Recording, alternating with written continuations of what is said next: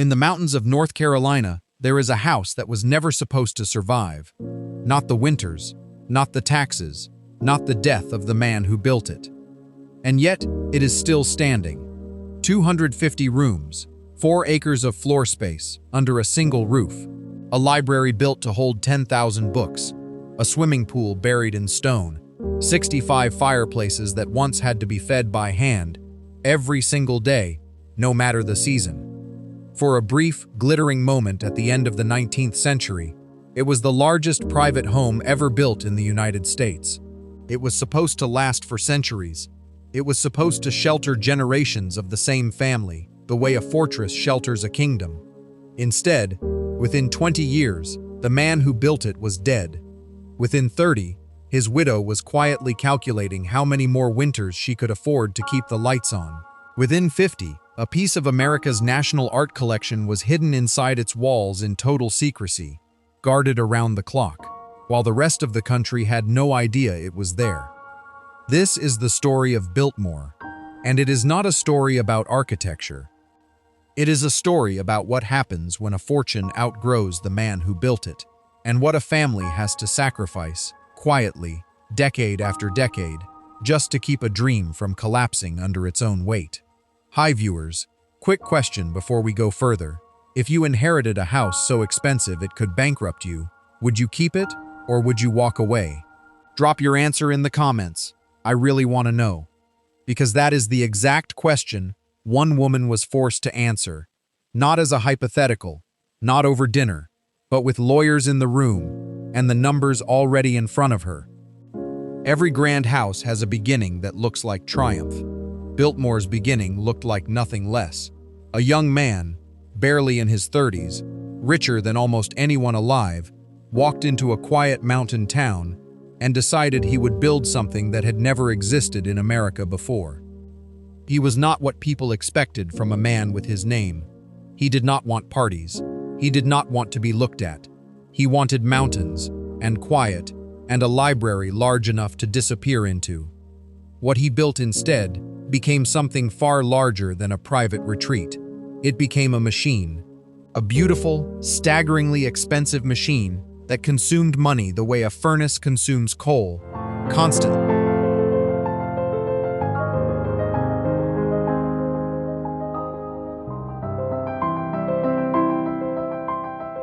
And without mercy. And machines like that do not run forever on love alone. Somewhere between the first shovel of earth in 1889 and the final brick laid years later, a countdown began. Nobody announced it, nobody could have stopped it, but it was already running the moment construction started. And the man who started the clock would not be the one left to face it. That reckoning would fall to someone else entirely, someone the history books remember far less than they should. Her name was Edith, and what she was about to inherit was not simply a house. It was a decision that history rarely lets anyone make twice. Before the fortune became a burden, it was a promise.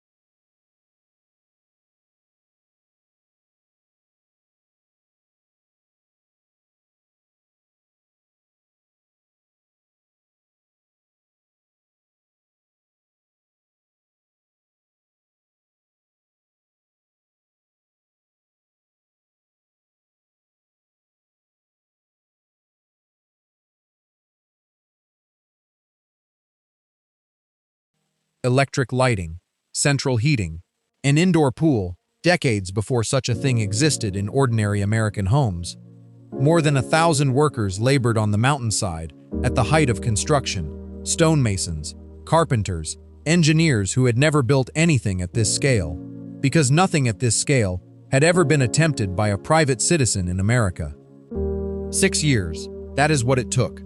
6 years, and a sum of money that would be worth well over $100 million today.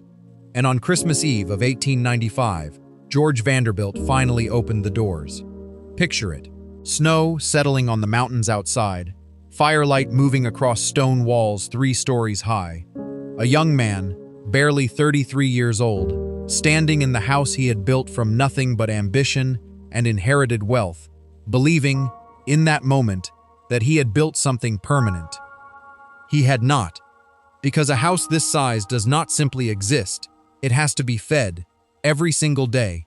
Coal for the boilers, wages for more than 80 live-in staff, food for a working farm large enough to feed a small town, repairs that never stopped, because stone this old always finds a new way to crack. The estimated cost of simply keeping Biltmore running reached $250,000 a year.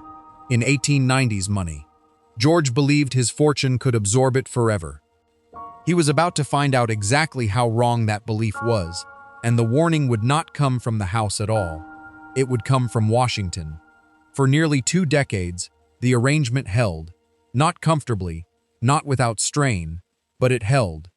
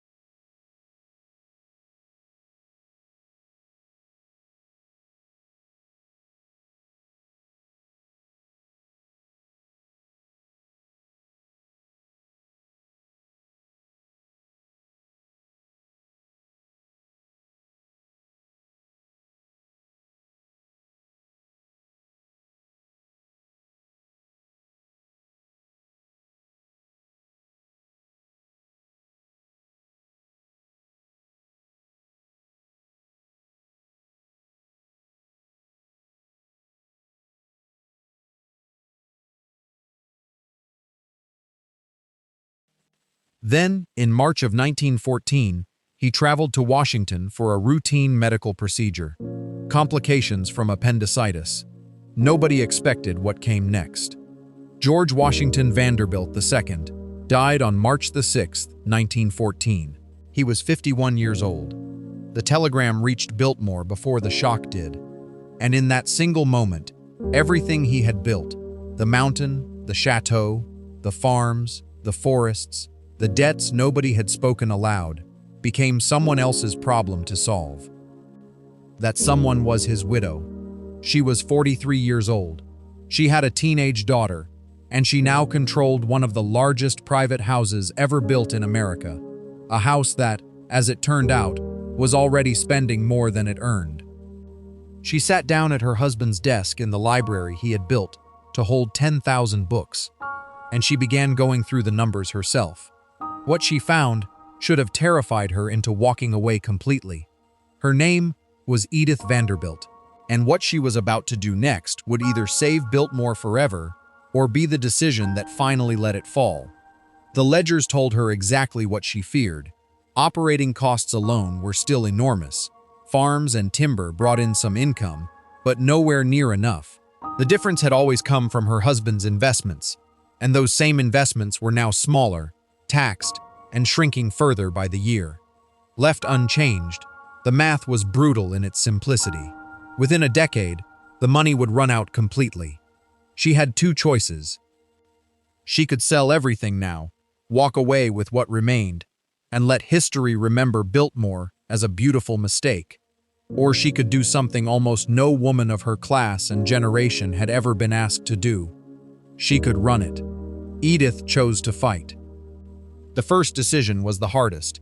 In 1915, she opened negotiations with the United States government to sell nearly 2/3 of George's original mountain acreage, land he had spent decades acquiring and protecting. It hurt. It was also the only thing that worked. The sale closed in 1916. Roughly 86,000 acres transferred into federal hands, eventually becoming part of what is now Pisgah National Forest. The land her husband had personally restored from ruined farmland into healthy woodland would live on, just not under her family's name. The money it raised paid down debt and bought her time. Then came the harder cuts, staff reduced by nearly half. Entire wings of the house closed and left dark to save on heating. Formal gardens simplified. Every unnecessary expense gone. Edith kept the ledgers herself, reviewed them monthly, questioned every dollar. For over a decade, it worked. Quietly, without headlines. Then, in October of 1929, the stock market collapsed. The Great Depression did not simply threaten Biltmore. It threatened everything Edith had spent 15 years rebuilding. Her investment in